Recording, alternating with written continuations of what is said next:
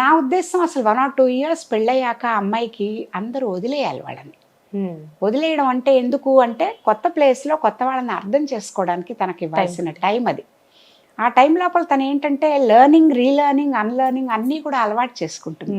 తనకున్న పాతవి నేర్చుకున్నవి ఏవి ఇక్కడ వర్కౌట్ అవ్వవో, ఏవి వర్కౌట్ అవుతాయో, తనకి లేనివి ఏం నేర్చుకోవాలో, ఇలాంటివన్నీ కూడా ఒకళ్ళని వాళ్ళు అర్థం చేసుకోవడానికి బాగా 1 or 2 ఇయర్స్ పడుతుందమ్మా.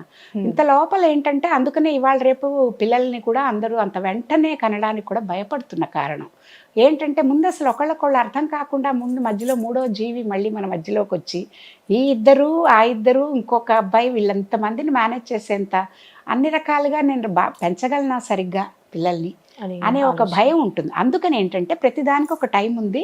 ముందు మేమిద్దరం మా బాండ్, మా రిలేషన్షిప్ సరిగ్గా ఉంది, బాగుంది అని అనుకున్నాక నేను ఇక్కడ బాగా అడ్జస్ట్ అయ్యాను. నా వాళ్ళే, నా అమ్మలాగా, మా అమ్మ నాన్నగారు లాగానే వీళ్ళమ్మ నాన్నగారు కూడా, వాళ్ళు కూడా పిల్లవాడి వెల్ఫేర్ మా వెల్ఫేరే కోరుతారు.